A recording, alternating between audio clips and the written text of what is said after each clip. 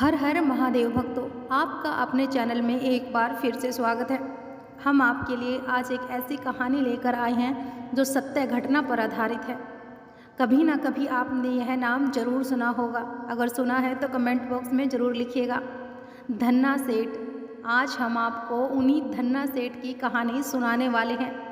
वैसे तो भगवान के बहुत बड़े बड़े भगत धरती पर आते रहे हैं, पर उन्हीं में से एक थे धन्ना सेठ जी, जिनकी भक्ति ऐसी थी कि भगवान उनकी गायें भी चराया करते थे। आप इस कहानी में डूब जाएं इससे पहले आप हमारे चैनल को सब्सक्राइब कर लीजिए। अगर लास्ट तक वीडियो ज़रूर देखिए, पसंद आए तो एक लाइक भी ज़रूर करिए। आपको यह सच्ची घटना पसंद आए तो वीडियो को शेयर भी ज़रूर कर दीजिएगा। हम भगवान से प्रार्थना करते हैं कि जो इस कहानी को सुने, भगवान उनके सभी दुखों को हर ले और उनके घर में सदैव माता लक्ष्मी की कृपा बनी रहे। तो कहानी शुरू करते हैं। धन्ना सेठ जी एक उच्च कोटि के कृष्ण भक्त और कवि हुए। इन्हें धन्ना भक्त और धन्ना सेठ के नाम से भी जाना जाता है। इनकी भक्ति का प्रताप ऐसा था कि स्वयं श्री कृष्ण जी इनकी गायें चराने आते और इनके साथ भोजन पाते। सेठ जी का जन्म राजस्थान के एक जाट परिवार में 20 अप्रैल 1415 को हुआ और उनके पिता खास तौर पर से खेती करते और उनकी माता गोपालन करती थी। खास तौर से कहानी की शुरुआत उस वक्त से होती है जब एक दिन धन्ना सेठ जी परिवार के कुल गुरु, जिनका नाम की पंडित त्रिलोचन था, तीर्थ यात्रा करके घर लौटे और कुछ दिनों के लिए धन्ना सेठ जी के घर पर ठहरे। अब पंडित त्रिलोचन सालिग्राम भगवान की सेवा किया करते थे। बड़े भाव से सालिग्राम शिला की सेवा करते और फूल अर्पित करते और उन्हें भोग लगाने के बाद ही भोजन ग्रहण किया करते थे। हम बालक धन्ना सेठ जी पंडित जी को यह सब करते हुए देखता और उसे भगवान की सेवा बहुत पसंद आई। अब कुछ दिनों बाद जब पंडित जी उनके घर से जाने लगे तो धन्ना सेठ जी ने पंडित जी से सालिग्राम पत्थर लेने की जिद करने लगे और कहने लगे कि मुझे ठाकुर जी चाहिए हैं। लेकिन पंडित जी ऐसे ठाकुर जी को कैसे दे सकते थे। अब धन्ना जी को उनके माता पिता ने बहुत समझाया, लेकिन वह माने ही नहीं। आखिर में यही हुआ कि यह तो छोटा सा बच्चा है, इसे क्या पता चलेगा कि आम पत्थर और सालिग्राम पत्थर में क्या अंतर होता है। और अगले दिन जब वह नहाने गए तो वहाँ से काला पत्थर ले आए और धन्ना जी से बोले कि मैं तो ठाकुर जी लाया हूँ, एक बड़े वाले और दूसरे छोटे वाले, आपको कौन सा चाहिए। तब उन्होंने वह बड़े वाला ठाकुर जी मांग लिया और वही पत्थर जो वह नहाते वक्त लेकर आए थे उसे धन्ना जी को सालिग्राम ठाकुर जी बताकर दे दिया। अब ठाकुर जी को पाकर धन्ना जी बहुत खुश हुए और अपने साथ ही गाय चराने खेतों में लेकर जाने लगे। जी की माँ अक्सर उन्हें बाजरे की रोटी और गुड़ दिया करती थी। ऐसे में धन्ना जी ने यह निर्णय किया कि अब वह पंडित जी की तरह ठाकुर जी को भोग लगाकर ही खाना खाएंगे। उन्होंने जोर से आवाज़ लाकर ठाकुर जी को भोग लगाया, लेकिन ठाकुर जी ने उनका भोग नहीं लिया। अभी तभी धन्ना जी ने यह फैसला लिया कि जब तक ठाकुर जी प्रकट होकर उनका भोग नहीं लेते हैं वह भी खाना नहीं खाएंगे। जब ठाकुर जी ने भोग नहीं खाया तो धन्ना जी ने शाम को ही वह रोटी गाय को खिला दी। अब 3 दिनों तक ऐसा ही चलता रहा। ना ठाकुर जी भोग लगाते और ना ही धन्ना जी भोजन ग्रहण करते। अब चौथे दिन धन्ना जी की माता जी फिर से रोटी लेकर आई तो धन्ना जी ने खेतों में जोर जोर से रोने लगे और ठाकुर जी से गुहार करने लगे। वे बोले, आप तो बड़े वाले ठाकुर जी हैं, आपको तो लोग रोज 5 भोग चढ़ाते होंगे, लेकिन मैं बालक 3 दिन से भूखा हूँ और परेशान हूँ। आपको मुझ पर दया नहीं आती क्या। मुझ पर दया करके थोड़ा ही भोग लगा लो, भी कुछ खा सकूं, क्योंकि पंडित जी ने कहा था कि आपको खिलाए बिना कुछ भी नहीं खाना चाहिए। इसीलिए पहले आप लो और उसके बाद ही मैं खा सकूंगा। अब धन्ना जी के भोलेपन से की गई प्रार्थना को सुनकर भगवान श्री कृष्ण जी साक्षात प्रकट हो गए और अपने ठाकुर जी को देखकर धन्ना जी भी बहुत प्रसन्न हो गए। उन्होंने ठाकुर जी को अपनी माँ के द्वारा बनाई हुई बाजरे की रोटी, साग और गुड़ खाने को दे दिया। अब ठाकुर जी बड़े चाव से रोटी खाने लगे और 4 रोटियों में से 2 ठाकुर जी ने खा ली। अब जब ठाकुर जी तीसरी रोटी को खाने लगे तो तब धन्ना जी ने उनका हाथ पकड़ लिया और कहा कि सारी रोटियां आप ही खा जाएंगे, क्या मुझे भी तो भूख लगी है। मैंने तो 4 दिनों से कुछ भी नहीं खाया। 2 रोटी आपने खा ली, अब 2 रोटी मेरे लिए छोड़ दो। अब इसके बाद ठाकुर जी मुस्कुराने लगे और बची हुई 2 रोटियां धन्ना जी ने खाई। अब भोग लगाकर खाना खाना धन्ना जी का रोज का नियम हो गया। अब धन्ना जी जब गाय चराने जाते तो भोजन खेतों में जाकर ठाकुर जी के साथ ही करते। अब एक दिन ठाकुर जी ने धन्ना जी से कहा कि तुम रोज़ मुझे रोटी खिलाते हो और मैं मुफ्त में रोटी नहीं खाना चाहता, इसीलिए मैं तुम्हारा कोई काम कर देता हूँ। अब धन्ना जी ने कहा कि मैं तो बालक हूँ, केवल गाय ही चराता हूँ, अब मैं आपको क्या काम बता सकता हूँ। तो तब ठाकुर जी ने कहा कि मैं तुम्हारी गाय ही चरा दिया करूँगा। अब उस दिन के बाद से ही ठाकुर जी धन्ना जी की गाय चराने लगे। अब एक दिन धन्ना जी ने ठाकुर जी से पूछा कि आप मुझे अपने हृदय से क्यों नहीं लगाते हो। तो तब ठाकुर जी ने कहा कि मैं तुम्हारे सामने प्रकट हो गया हूँ, लेकिन पूरी तरह मैं तब मिलता हूँ जब कोई सद्गुरु जीव को अपना लेते हैं। अभी तक तुमने किसी गुरु की शरणागत ग्रहण नहीं की है, इसीलिए मैं तुम्हें अपने हृदय से नहीं लगा सकता।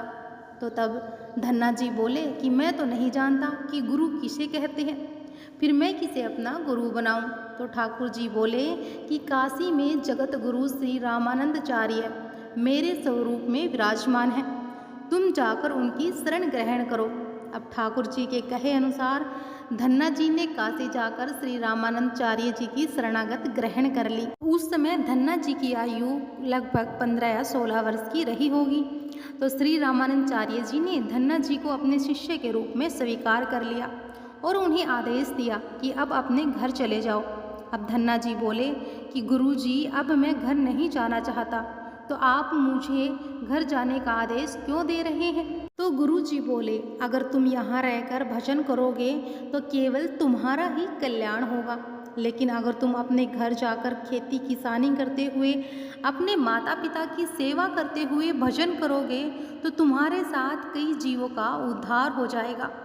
अब गुरु जी के आदेश पर धन्ना जी घर लौट आए और उसके बाद जैसे ही धन्ना जी घर पहुँचे तो ठाकुर जी ने उन्हें अपने हृदय से लगा लिया और उसके बाद धन्ना जी खूब संत सेवा करने लगे। जब उनके गांव में कोई साधु संत आते तो धन्ना जी उन्हें अपने घर ले आते और बड़े प्रेम से उनकी सेवा करते, उन्हें भोजन खिलाते। अब संतों की सेवा करने के कारण अब उनके घर दूर दूर से साधु संत पधारने लगे। अब धन्ना जी उन सभी का बड़े प्रेम से सत्कार करते, उन्हें सभी को भोजन खिलाते। एक दिन धन्ना जी के पिता ने धन्ना जी से कहा कि देखो भाई, हम लोग गृहस्थी लोग हैं, यदि महीने में एक आधी बार कोई साधु आ जाए तो हम उनकी सेवा भी कर दें और उन्हें भोजन भी करा दें, लेकिन तुम्हारी इन साधुओं से ऐसी दोस्ती हो गई है कि हर दूसरे दिन कोई ना कोई साधु चला आता है और अपने साथ एक दो को भी ले आता है। यह ठीक नहीं है, हम अपनी खेती बाड़ी का काम करें या फिर इन साधुओं की सेवा करें। तुम तो अभी बालक हो, कुछ कमाते हो नहीं, तुम्हारा पालन पोषण भी हम ही करते हैं और ऊपर से तुम साधुओं को बुला लाते हो। इस प्रकार इन निठल्ले साधुओं की सेवा करना ठीक नहीं है, इसीलिए एक बात कान खोलकर सुन लो। आज के बाद यदि तुम किसी साधु को घर लेकर आए तो मैं उन्हें घर में घुसने नहीं दूंगा, और तुम्हें यदि साधु सेवा करनी है तो पहले कुछ कमाई करो, फिर अपनी कमाई से साधु सेवा करना।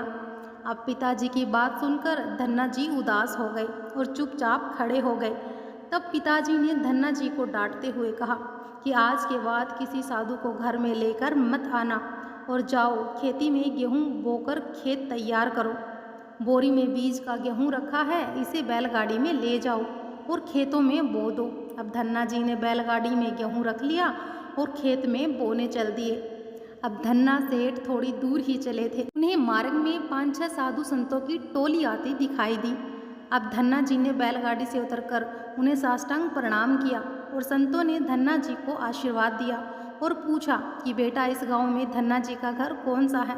सुना है वे सतगुरु श्री रामानंदाचार्य के शिष्य हैं और बहुत छोटी उम्र में ही उन्होंने भगवान के दर्शन प्राप्त कर लिए हैं, हम भी उनके दर्शन करना चाहते हैं। अब यह सुनकर धन्ना जी संकोच में पड़ गए और वे हाथ जोड़कर बड़ी विनम्रता से बोले कि महाराज, मुझे ही लोग धन्ना भगत कहते हैं। अंत बोले कि भगवान ने बड़ी कृपा की है हम पर, जिनसे मिलने आए वो यहीं मिल गए, निश्चित ही आप ऐसे ही भक्त हैं जैसा आपके विषय में हमने सुना था। वे धन्ना जी से कहते हैं कि आपके घर चलते हैं, वहीं बैठकर आपसे चर्चा करेंगे। अब धन्ना जी ने सोचा कि अभी पिताजी ने साधुओं को घर लाने के लिए मना किया है। यदि मैं खेतों में बीज बोने की बजाय इन साधु संतों को घर लेकर गया तो पिताजी आसमान सिर पर उठा लेंगे और इन साधुओं को भी भगा देंगे। तो तब धन्ना जी कुछ विचार करके बोले कि महाराज अभी घर पर कोई नहीं है, मैं भी खेतों की तरफ ही जा रहा हूँ, आप मेरे साथ वहीं चलिए। तो कहते हैं ठीक है, हमें तो आपसे मिलना है। अब धन्ना जी उन सभी को अपने खेत में ले गए और खेत में एक पेड़ के नीचे बने चबूतरे पर साधुओं को बैठा दिया और बोले, महाराज आप यहीं पर कुछ देर विश्राम कीजिए, तब तक मैं आपके भोजन की व्यवस्था करता हूँ। अब यह कहकर धन्ना जी वहाँ से बैलगाड़ी लेकर चले गए और बैलगाड़ी लेकर धन्ना जी सीधे बनिए की दुकान पर जा पहुँचे। वहाँ पर उन्होंने बैलगाड़ी में जो बीज वाला गेहूँ जो खेत में बोने के लिए रखा था उसे बनिए को बेच दिया और उससे दाल बाटी और चूरमा बनाने का सारा सामान खरीद लिया। अब सामान लेकर धन्ना जी खेत पर पहुँचे। उन्होंने संतों के साथ मिलकर बहुत बढ़िया दाल बाटी और चूरमे का प्रसाद बनाया। अब भगवान को प्रसाद का भोग लगाने के बाद बड़े प्रेम से उन्होंने संतों को भोजन करवाया और इसी बीच भगवत चर्चा भी होती रही और संतों को भोजन करवाने के बाद बड़े प्रेम से उन्हें विदा भी कर दिया। अब संतों के जाने के बाद धन्ना जी सोचने लगे कि बीज वाले गेहूं को तो बेचकर संतों को भोजन करा दिया, अब मैं खेत में क्या बोऊं? मैं पिताजी से फिर बीज मांगने गया तो पिताजी बहुत नाराज होंगे। अब यह सोचकर धन्ना जी ने बोरियों में रेत भर ली और आसपास के लोगों को दिखाने के लिए उस रेत को ही खेतों में बोने लगे। अब धन्ना जी ने राम राम का नाम लेते हुए शाम तक बोरियों की सारी रेत खेत में छिड़क दी।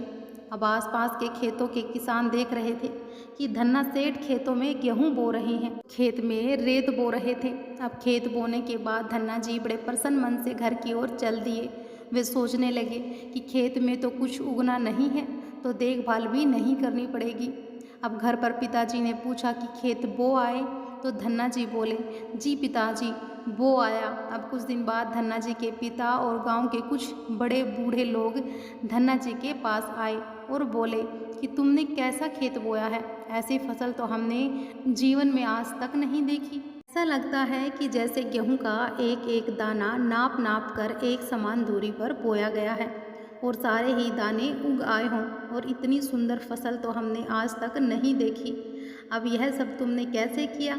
अब धन्ना जी सोचने लगे, यह सब उनको ताने मार रहे हैं और खेत में कुछ उगा ही नहीं होगा, इसीलिए ऐसी बातें बोल रहे हैं। तब धन्ना जी ने स्वयं खेत पर जाकर देखा।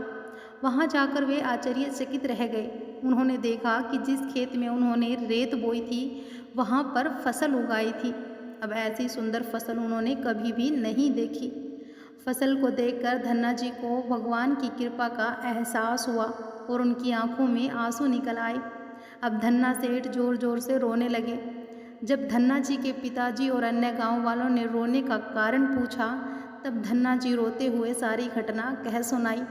अब धन्ना जी बोले कि पिताजी, जब आपने संतों को घर लाने के लिए मना किया था और खेत बोने के लिए गेहूं दिया था, उसी दिन मुझे मार्ग में कुछ संत मिल गए और मैंने उन संतों को अपने खेत पर ठहरा दिया और बीज वाली गेहूं बनिए को बेचकर संतों को भोजन करवा दिया। इसके बाद मैंने खेतों में रेत बो दी और बोने के बाद यह फसल उगाई। अब मुझे नहीं मालूम कि यह फसल कैसे उगाई। तो धन्ना जी की यह बात सुनकर उनके पिताजी के भी आंसू निकल आए और वे बोले कि मेरा धन्य भाग जो मेरे घर में ऐसे पुत्र ने जन्म लिया। आज के बाद हम तुम्हें नहीं रोकेंगे, खूब साधु बुलाओ, खूब संत सेवा करो, हम तुम्हें अब कभी मना नहीं करेंगे। आज से मैं भी भगवान की भक्ति किया करूँगा और तुम्हारे साथ संतों की सेवा भी किया करूँगा। अब इसके बाद धन्ना जी और उनके परिवार वाले खूब संत सेवा करने लगे और कुछ समय बाद धन्ना जी की उगाई हुई फसल को काटने का समय आ गया। उस फसल से 50 गुना ज़्यादा गेहूँ निकली और यह गेहूँ इतनी ज़्यादा थी कि उसे रखने तक की जगह भी नहीं बची।